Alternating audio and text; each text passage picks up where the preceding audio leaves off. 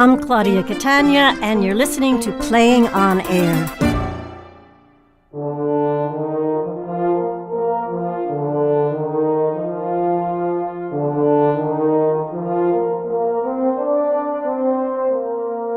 You are about to hear Drunk Christmas by James McLindon, directed by Michael Wilson, a former artistic director of the Hartford stage and a presence on Broadway and off, regionally and beyond.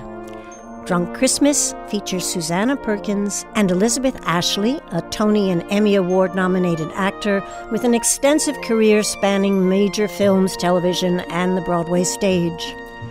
You might enjoy checking out Michael Wilson's direction of Elizabeth Ashley and Ed Asner on Playing on Air's podcast of New York Story by The Simpsons writer Mike Reiss. And now, Drunk Christmas. We are on a street in a small city, late at night on Christmas Eve. Christmas lights adorn the shops, bars, and light poles. A middle-aged drunk sits in her car, blowing into her ignition interlock device. Watching her unnoticed, a girl around 16, goth, tattooed, pierced, pale, dressed in black, sits on a stoop nearby.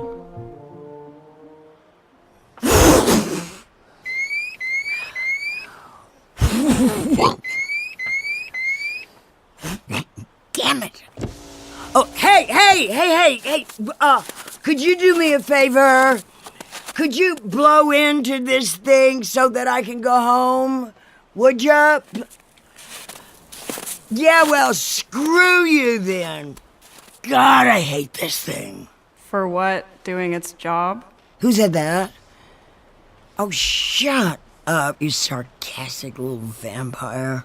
No, wait. Can you blow into this thing for me? Really? Yeah, really. Oh, come on, don't be an a-hole. This is how you talk someone into doing you a favor? Don't be an a-hole.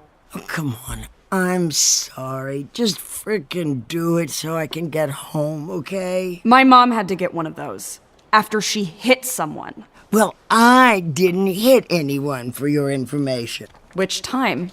Any of them. Wow, props. In fact, someone hit me last time. Well, karma's a bitch. I stopped at a light and he plowed right into me. People who can't hold their liquor shouldn't drive. If he was the one who was drunk, why did you get in trouble? Stupid cop said he could smell liquor on my breath, which was total crap because I had 20 Tic Tacs, the peppermint ones, because they're really strong, but he had arrested me before. So, of course, he just assumed. The truth? I knew the cops would come when all the bedroom lights popped on, the nosy-ass people.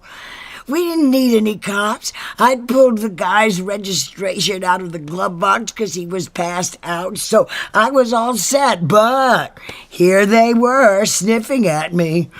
Have you been drinking, ma'am? No. Would you please blow into this, ma'am? Whenever a cop calls you ma'am, you know he's gonna screw you over. Sort of like whenever they call you kid. Was nothing on my breath but Tic Tacs. But he's all, oh, it's 2:15 and the bars are closing, so hey, let's just go on a fishing expedition. So where were you coming from at 2:15? I just so happened to be on my way home from none of your damn business. It's pretty stupid to blow a breathalyzer when you're drunk. I had 20 Tic Tacs. Are you deaf? I heard the peppermint burns off the alcohol, but it don't. Oh, come on, blow into this thing for me. I'm not gonna enable your sorry butt. But it's Christmas Eve. I mean, that's what Christmas is all about. Oh, enabling? Helping. Oh, forget you. You must be a nasty little piece of work. You're out on the streets instead of home with your family tonight. Why aren't you with yours? 'Cause my daughter's a nasty little piece of work, too. Who gets on you for your drinking, right? Not if I don't go see her. Blow in this thing. If I get in trouble, it's my business. God, would you just shut up? I didn't come here to blow your car. Why did you come here? I'm waiting for the bars to empty.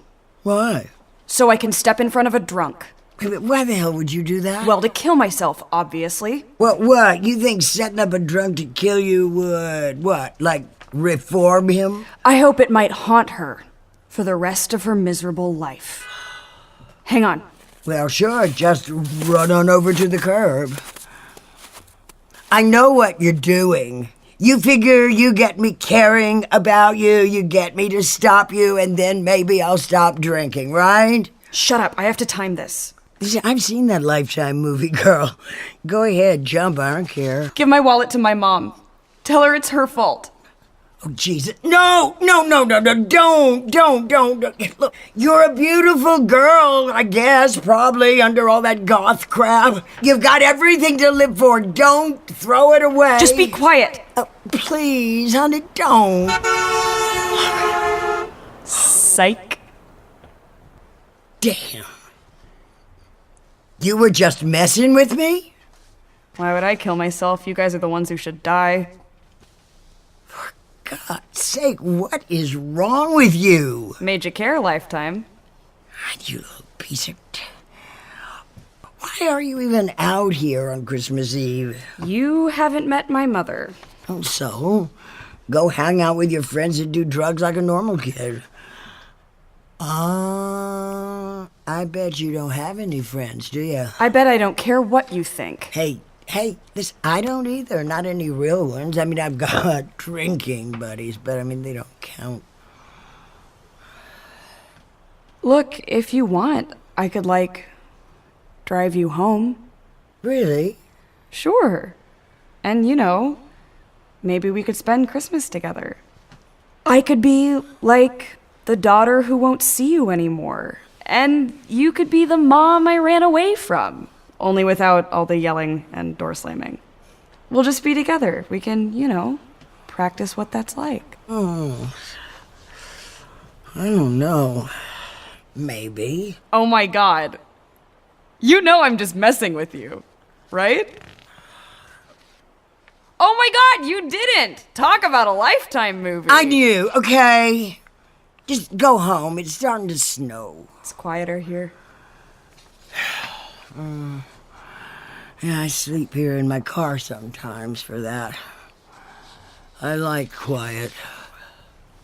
If I had a car, I'd just start driving and not stop till the land ran out and I was somewhere warm. Like Key West or San Diego or somewhere. So you should do that. God, you so suck as a mom. I'm 16. I'd get raped and killed. No, I mean when you're older, go with a friend so you don't get raped and killed. God, I wish I had a girlfriend, I mean. Do you have a boyfriend? Yeah, like I'm gonna tell you. I didn't think so. That's good. They just screw everything up. Get yourself a sex buddy and leave it at that. Also, don't drink or drug. Really? You're telling me? Who would know better about that than me? Well, I don't. Much. Good. That's good. Just weed. God, well, don't smoke too much either. Oh, smoking is gross. I like it in cookies. What? Oh, no, that's way too easy. You gotta pay a price for your high. Like, I hate the taste of liquor. If it tasted like cookies, I might have developed a real problem by now. Hey, blow into my ignition interlock, you little vampire a-hole. Okay, a worse problem. You're gonna freeze out here like that, you know. They say it's not a bad way to go. You just get sleepy and feel all warm. Is that why you're here? You're hoping to freeze to death? Getting hit by a car scares me. And then your mom would feel bad when they found your body? Did your daughter try that? I tried that. Or I was going to. Why didn't you? Because I realized she would not have felt one bit bad. She'd have found a way to blame me for it. Killing yourself is kind of on you. I'm so tired. blow in my interlock and I'll drive you home. Probably kill us both. Problem solved then. Come on. I'm way better driving drunk than sober. How could you be better drunk? Lot of practice. Oh, forget it. I'll blow it myself when I sober up. Look at you. You're already freezing in that skinny coat. Climb in the back seat to stay warm. If you want. All right. Wait, are you gonna get all pervy on me? Oh my God, have you looked in a mirror lately? You've got a crap ton of blankets back here. You must sleep in your car a lot. Like I said, no one will ever blow for me.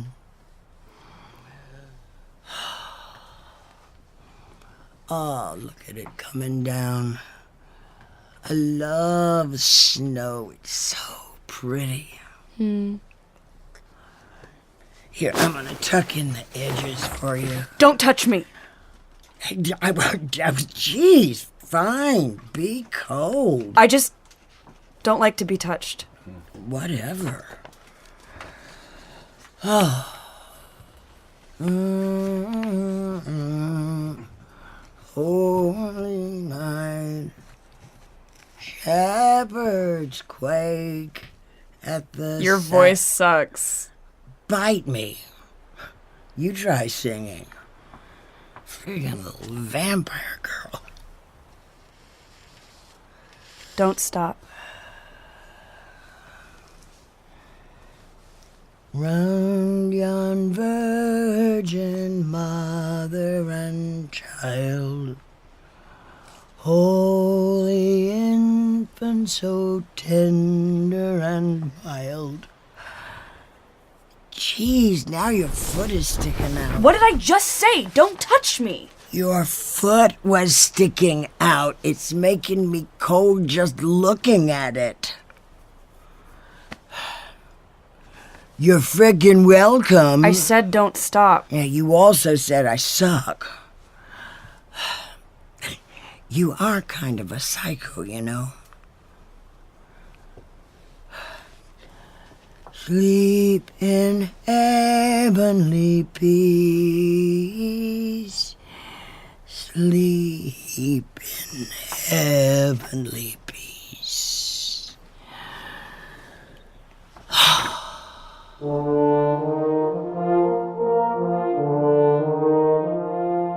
You just heard Drunk Christmas by James McLindon, directed by Michael Wilson, and featuring Elizabeth Ashley as the drunk and Susannah Perkins as the girl.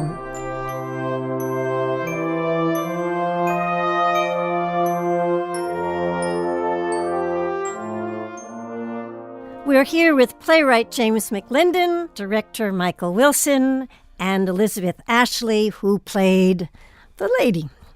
James McLindon, playwright.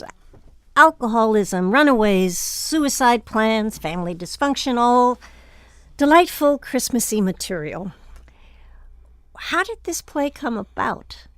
Well, nothing says the holidays like dysfunction, I suppose. It came about, I don't know, these characters just kind of came to me in the setting that we find them in, in the small city on a street, and they just started talking to me the way characters will to a writer sometimes. It's more like you're taking dictation from your characters than it is that you're creating them or thinking of their lines. So these two came to me pretty fully formed, and I just let them talk. Your play reminded me a little of the famous line in Tennessee Williams' play, Streetcar Named Desire, when the character Blanche Dubois says, "I've always depended on the kindness of strangers," because these two strangers help each other. Did that notion enter your mind at all? I often have people who are trying to kind of create their own family or their own community. So I've heard people say there's the family you're born into and then there's a family you make for yourself, and they're not always the same families. If you're lucky, it is the same family, or at least partly is, but I think for a lot of people, they need to, find other people, find their tribe, and their family may not be their tribe. These are, I think, two wounded people who any kind of connection for them is progress. But they come together to rescue each other, and that in some way, that has a truth to it that, Macy's Christmas Parade doesn't, if you know what I mean. I think it was Dickens wrote in A Christmas Carol that want is felt most keenly at Christmas, but I also think loneliness is too, and I think that's part of what these two characters are feeling. Michael Wilson, our director, you and Elizabeth Ashley have collaborated many times, most notably on Broadway, 3-4 times. Do you have a sense of what it is that makes yours a good duo? What are the benefits? What are the pitfalls? I think we know the edges and boundaries of one another's process. And so, when she is, groping, looking for a line, exploring the content of a speech, or getting under the hood, as she likes to say, of the character of the story. Some directors that maybe haven't worked with her might be freaked out by how she's approaching that, because it's rather unconventional. It's her own eccentric way of working. And if you aren't familiar with it, you don't know that she is in the midst of creating this fabulous stew that will be her extraordinary performances. Oh, aren't you? Yes. No, and it just means I'm generally right. I mean, some of the pitfalls of it is that you get to end up getting into some screaming fights with one of your longtime collaborators or best friends, because that's sometimes in the heat of working, that's the best way for us to sometimes reach one another. And I think it's because all happy families are alike, but every unhappy family is distinctly unhappy in its own way. Tolstoy. And and I think she and I both came from our own version of Southern unhappy families. So with no disparaging of my family when I say that, it's just what it is. Or the South. But yes, but I think therefore we can fight fairly and fight openly and boldly and go for the jugular, which is, I think, a good thing. And I know you're not out of a job the next day. The theater is not a place for social behavior. The theater is the last floor where there is any chance of raw, truthful, free speech. One of the plays that we did on Broadway, Elizabeth and I, there was one time when I was particularly upset with another member of the company, and she knew this was happening, and she saw that I was about to lose my temper with an actor that couldn't have had that happen to them. So she got right up in my face and basically made me channel all of that wrath and anger at her, which I did because I was about to pop. And then as I was like, why is Elizabeth messing with me? She then just kind of said under her breath, I did this because I didn't want you to go, AWOL on this person. I've never forgotten that. I was very grateful that she stepped in and saved me from a terrible moment that would have been a terrible moment for me, and certainly a terrible moment from another actor that I dearly love. I want to go back to James's play. I just want to say this. From the beginning of Christmas, if we think about it, from the Christ story itself, that is a story of redemption. The idea that he was born, and that people, would just only believe in him, they would be forgiven of their sins. And since then, there have been all these incredible stories of redemption. Here, we have two people that are, abjectly, desperately, as we've said, alone, and have, kind of been down these paths that have put them in cul-de-sacs of isolation. And they are brought together in James's play, and through their contact with one another are given a chance at redemption and having another chance at life, which I think is a tradition at Christmas. We want to hear those stories and know that we do have a second chance to begin again. Well, and there's genuine kindness, do you know what I mean, between both the girl and the woman. Yes. From their very disparate places, which... And I don't know what expresses more the spirit of Christmas than that. Yeah. Thank you all so much. We're here with playwright James McLindon, director Michael Wilson, and the great Elizabeth Ashley. Many thanks. Many thanks to you, Claudia. Thank you, James, and thank you, Michael. Thank you both. And thank you. And thank you all. You've You've been listening to Playing on Air, great American short plays with great American actors. Theme and play music by Tom Cochan. Recording and sound design by John Kilgore. Associate producer, Michelle O'Brien. Literary and development management, Bonnie Antosh. Distributed by PRX, Public Radio Exchange. We invite you to visit our website at playingonair.org, where you can stream short plays and find information about our artists and plays. Join us on Facebook or Twitter and subscribe to our podcast on iTunes. While you're there, leave us a review. We value your opinion. For Playing on Air, I'm your host, Claudia Catania. Thanks for listening.